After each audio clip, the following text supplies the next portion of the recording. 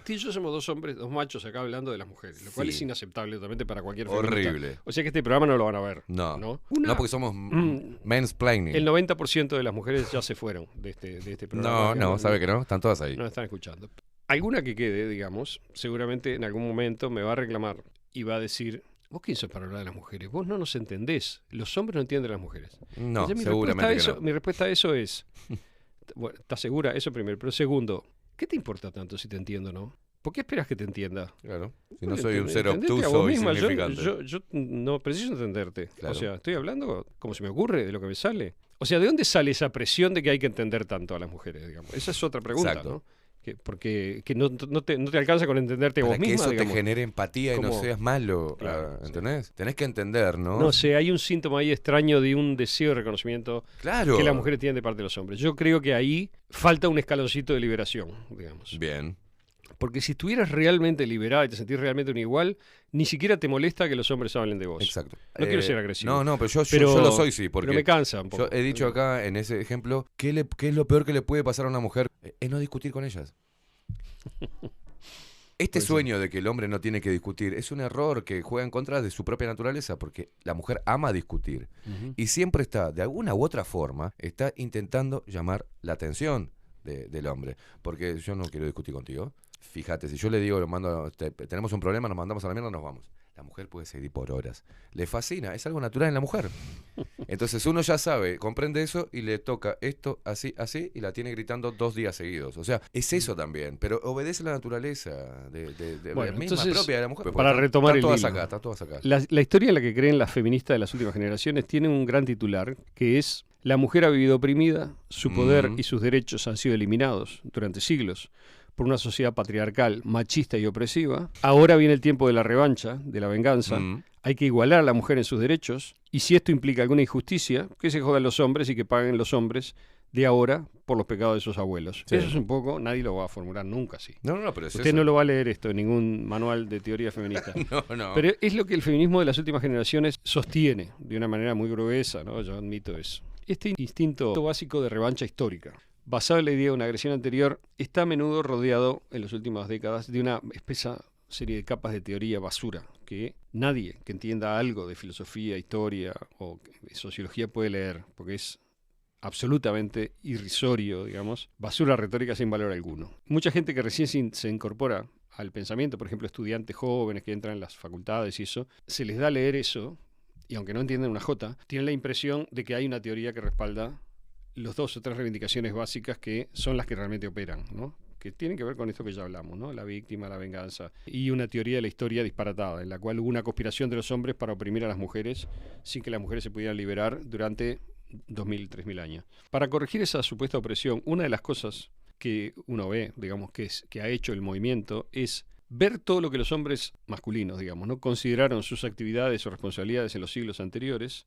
y traducirlo a derechos positivos de las mujeres. Por ejemplo, exigir que haya una cuota de gerentes femeninos o de diputados femeninos, etc.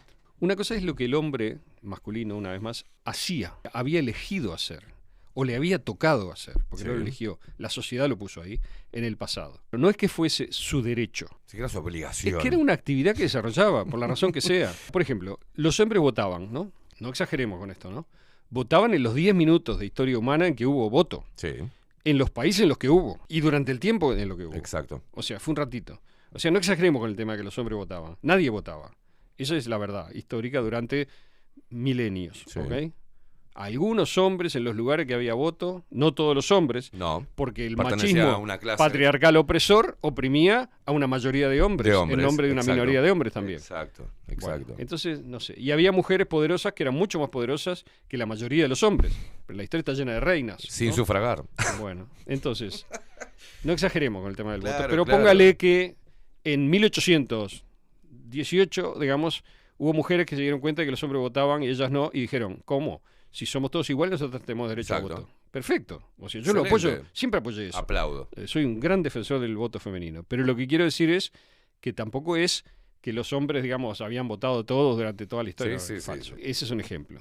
Otro ejemplo. Los hombres, por ejemplo, tenían a su cargo, tengo un ejemplo rarísimo que se me ocurrió de mañana, la navegación comercial. Sí. O sea, los que navegaban eran los tipos, ¿no? En su mayoría. Los hombres eran los soldados, los que iban a la guerra y morían como moscas, Todos aplastados, mueren. degollados, digamos, y quemados en la guerra. Torturado. Los hombres tenían a su cargo la construcción. No quiere decir que las mujeres no construyeran. Nada de esto quiere decir que las mujeres no lo hicieran. Incluso en el caso de la construcción es más todavía porque hay zonas, digamos, y momentos de la historia en las cuales las mujeres construían Sí, sí, o claro. contribuían a la Sí, construcción ni que hablar. con mucha fuerza y con mucha capacidad.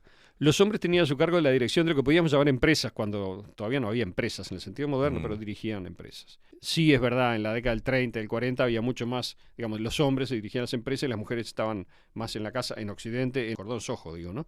Pero estamos hablando de ese sector social y de ese tiempo. Los hombres tendían a ser los cazadores en general, o sea, los recolectores, los que salían, digamos, y pasaban días y días fuera, esperando, pescando, cazando, lo que sea. Los hombres tenían a cargo muchas de las tareas, yo diría, de tipo ejecutivo. Por ejemplo, limpiar las ciudades, hacer de policía, manejar la banca, la burocracia estatal, la práctica de algunos deportes, cuando estos comenzaron a aparecer, que fue por 1830. O sea, tampoco los deportes fueron, digamos, salvo excepciones, juegos que había, digamos, en la antigüedad y demás.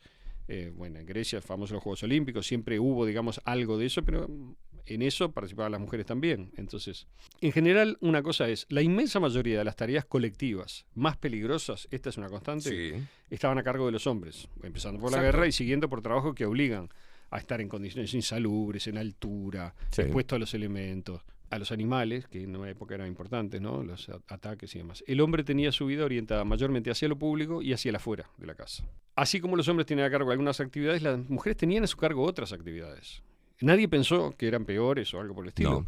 La actividad de concebir, parir y cuidar a los bebés en los primeros años, digamos. Esa es una actividad exclusivamente femenina durante toda la historia humana. La organización y dirección del hogar, la economía de la casa, las tareas comerciales, digamos, vinculadas con eso, en muchos casos el cultivo, la cosecha, el cuidado de lo plantado, digamos, también tarea de comunicación y cohesión, educación, ¿verdad? Exacto. Administración de los conflictos y relaciones grupales, digamos que es súper importante. Eso se dividían, a los hombres les correspondía determinada parte de eso, más de la autoridad, a la mujer le correspondía la parte de surcir, puedo seguir y seguir.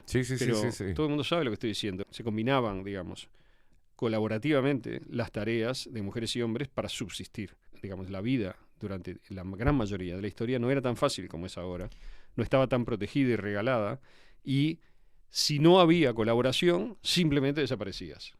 ¿Okay? Había extinción. Volviendo al punto entre victimismo y revanchismo y demás, todo esto, hay algo que ahí, en cuanto a los quehaceres o las actividades que eran desarrolladas por las mujeres, lo que faltaba quizás, o lo que la mujer percibió, es que no había reconocimiento social de eso, ¿no? De acuerdo. Los exitosos y los renombrados eran los hombres por este tipo de tareas de destreza. Así ¿no? como los hombres tuvieron a cargo la mayor parte de las cuestiones políticas, vamos a llamarlas así, o sea, de representación pública, también se representaron a sí mismos de manera más unilateral, dejando a las mujeres en la sombra. Exacto. Esa es la clave de la representación. Bien. Por lo tanto, lo que veo ahora y que creo justificado es un esfuerzo, como dije al principio, de autorrepresentación, que puede estar exagerado. Pero lo que pasa es que cuando ese esfuerzo de autorrepresentación se ve transferido a la opresión de los hombres, digamos, ya no está bien. Estas cosas que digo, las digo en sentido general, porque la historia estaba llena de excepciones, siempre estuvo, digamos. Hubo mujeres soldados, mujeres miembros del gobierno, muchas mujeres poetisas, escritoras, filósofas, historiadoras,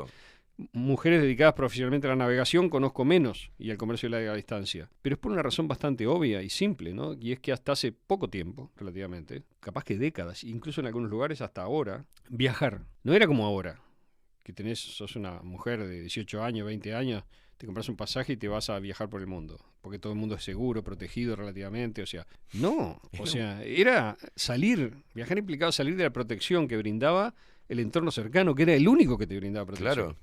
La familia, digamos, y a lo sumo la ciudad, el gobierno local, lo que sea, o sea, es quedar a merced de la violencia ajena. Yo no digo que las mujeres no se pueden defender, por supuesto que pueden manejar armas y defenderse, pero no me parece que sea la vocación principal, digamos, una mujer estar saliendo a pelear contra todos los que las quieren secuestrar, violar, digamos, no era conveniente, no era cómodo, y además hay un factor colectivo, es decir, comerciar y navegar siempre incluyó tener capacidad de autodefensa, hacer un poco de guerra, digamos, tener armas en los barcos, etcétera, o en las caravanas o lo que sea, como se comerciaba, ¿no? Entonces, correr riesgo. O estar en una ciudad extranjera en donde sos un forastero y no tenés ningún derecho, digamos, es muy jodido, muy difícil. Creo que colectivamente la sociedad consideró demasiado importante a la mujer para exponerla, claro, a perderla.